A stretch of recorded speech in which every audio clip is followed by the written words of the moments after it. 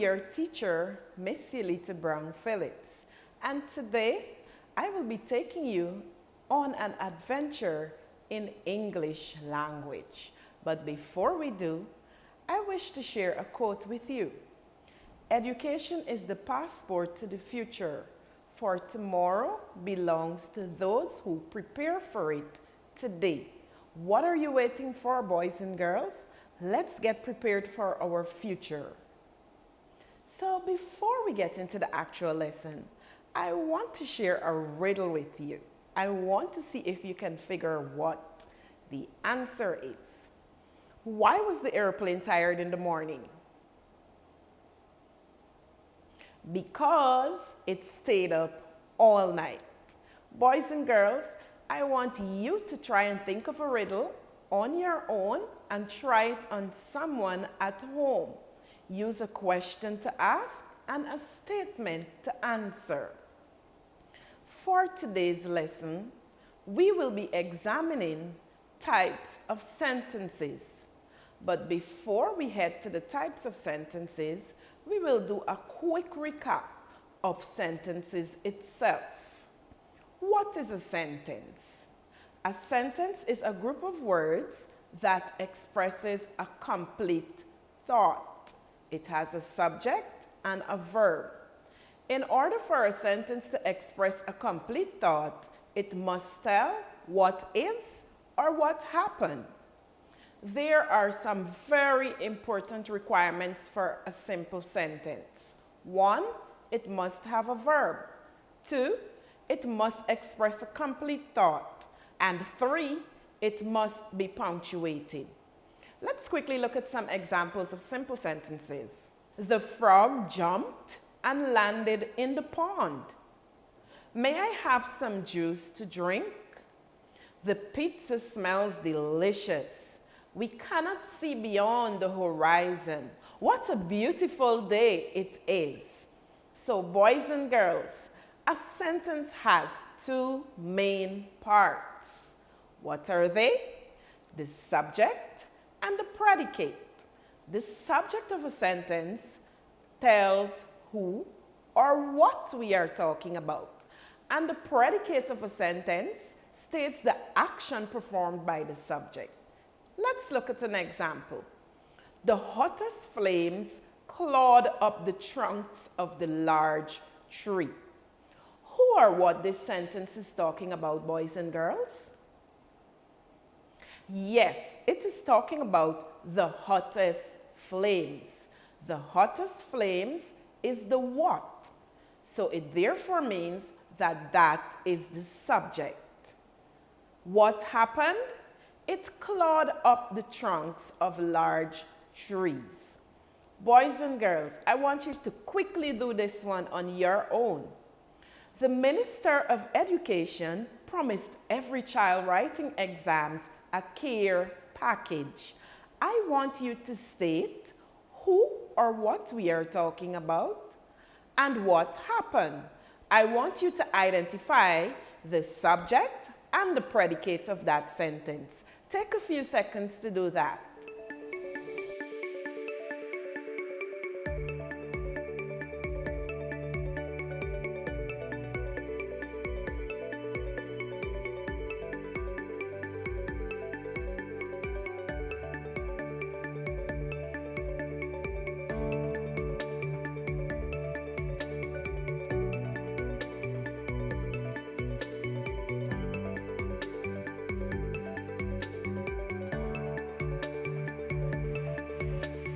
Let's see what you have. Who are we talking about? The Minister of Education. That is the subject of the sentence. What happened? She promised every child writing exam a care package. That is the predicate. So boys and girls, I hope that this would have brought to remembrance sentences and parts of a sentence. So now, let us dig into today's topic, types of sentences. Different types of sentences have different functions, or as we can say in simpler terms, they have different jobs. In English language, there are 4 different types of sentences classified by their purpose. Today, we will be learning about those sentences. But before we do, I want to share a note with you that I sent to my friend. Washing your hands regularly removes germs from your hands and prevents infections. Do you think washing your hands is necessary? I think it is. Wash your hands after reading this note. Boys and girls, the 4 sentences above represents the various types of sentences. So let's zoom in today on the types of sentences. Let's examine the first sentence I had in that note. Washing your hands regularly removes germs from your hands and prevents infections. That is true. Especially during these times, you should wash your hands regularly. This sentence makes a statement. It is a declarative sentence. That is the first sentence type we will examine today, the declarative sentence. Declarative sentences make a statement or it gives information. Declarative sentences, they end with a period or what we may know as a full stop. Here are some declarative sentences. Let's read through them. The talented singer struck a high note. We must always be kind. The doctor ordered an immediate supply of oxygen for the patient. Ryan came to school every day. So boys and girls, declarative sentences, they make statements. Let's examine the second sentence in my note. Do you think washing your hands is necessary? Do you? Yes, washing your hands is necessary. It helps to alleviate bacteria. This sentence is asking a question. It is an interrogative sentence. That's a big word. Say the word with me. Interrogative. Interrogative sentences ask questions. They are punctuated with a question mark. Now let's look at some examples of interrogative sentences. Have you ever visited Essequibo? Are you a regular viewer of the Guyana Learning Channel? What type of sentence will we learn next? All those sentences are examples of interrogative sentences. Notice they are punctuated with a question mark. Let's look at the next sentence in my note. I think it is. Now this sentence is an exclamatory sentence. Exclamatory sentences, they always make a statement with emotions. They can show surprise, they can show happiness, they can show anger. Exclamatory sentences end with an exclamation mark. Here are some examples of exclamatory sentences. What a beautiful day it is. I can't believe we lost the game. So boys and girls, you see that exclamatory sentences expresses strong feelings or emotions. Let's look at my final sentence in the note. Wash your hands after reading this note. This sentence is an imperative sentence. Say that word with me. Imperative. Imperative sentences, they tell people what to do. Imperative sentences give a command or make a request. Sometimes they end with a period or a full stop or an exclamation mark.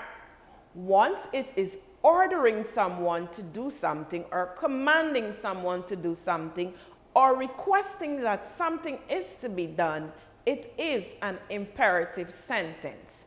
As in the sentence in my note, Wash your hands after reading this note. I am commanding my friend to wash her hands. Boys and girls, let's look at some imperative sentences. Order more pizza.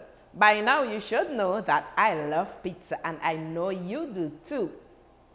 Stop that. Give him some pencils. Please pass the jelly. Now all of those sentences, they are either making a command or they are requesting something. Notice that some of them, they end with full stops, and there is one that ends with an exclamation mark. Sometimes you might be tempted to say that imperative sentences are exclamatory. However, the difference between the imperative sentence and the exclamatory sentence, even though the imperative sentence ends with an exclamation mark, it is commanding someone to do something. It is important to note, boys and girls, that imperative sentences do not usually have subjects because the subject is understood. It is you.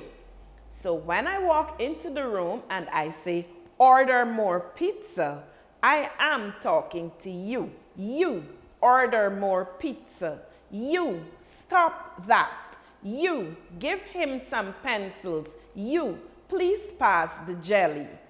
So boys and girls, I trust that you would have gathered a wealth of knowledge during this discussion. But now it's trivia time. Do you know what name is given to sentences that contain every letter in the language? They are called pangram sentences. A pangram sentence is one that contains every letter in the language. Let's look at the examples. The quick brown fox jumped over the lazy dog. Mary quickly packed the box with 12 dozen fancy milk jugs. Those two sentences are examples of pangram sentences. They contain every letter in English language. After class, you can check them out for yourself. You can also try to make pangram sentences of your own. So boys and girls, let's recap. Declarative sentences. They give information and they make a statement. They are punctuated with a period or a full stop. Declarative sentences are the most common types of sentences we use in our day-to-day language. Interrogative sentences. They ask questions and they are punctuated with a question mark. Exclamatory sentences. They express emotions, happy, sad, angry, and so on. Imperative sentences. They give command or they make requests. Remember we said this is the only sentence that can be punctuated with either a period or an exclamation mark. There is usually no subject in this type of sentence because the subject is understood. It is you. So boys and girls, you know we can never end the class unless we give you some practice. So here's an activity for you to complete. 5 questions, simple questions, and I'm confident that you will get them correct. First question. Which sentence type is the most common? Which sentence type is the most common?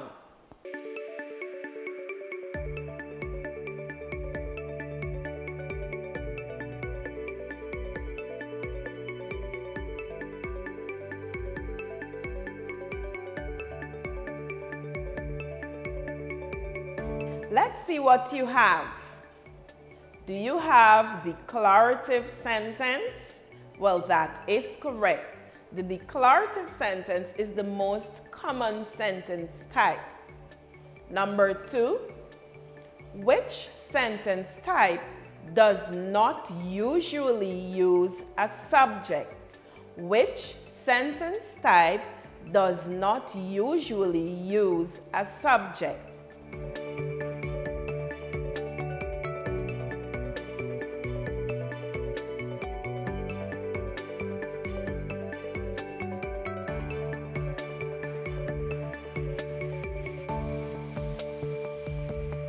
Do you have imperative? That is correct. Put a big tick, boys and girls. Number 3. Who came to the party? Who came to the party? Which sentence type is used?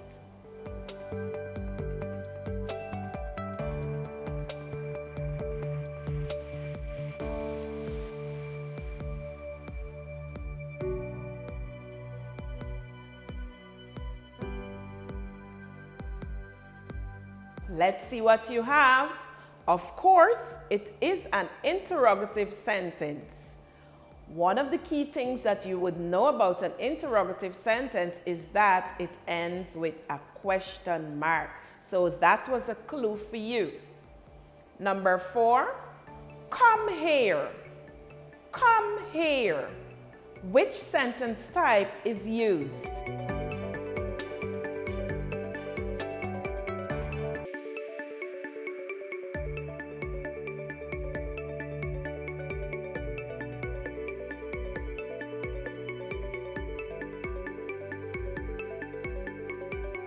Do you have imperative? Well, that is correct. Even though there is an exclamation mark at the end of that sentence, it is giving a command. Come here. And we said that the subject is understood as you. You, come here. Number 5, at last the sun is out. At last the sun is out. Which sentence type is used?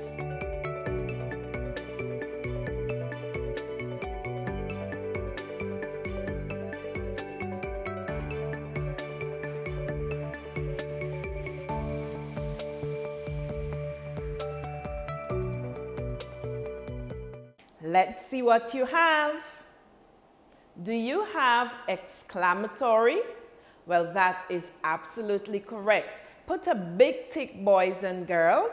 Do you have all correct? I am extremely proud of you.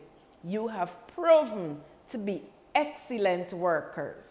So, boys and girls, this has brought us to the end of today's adventures in English.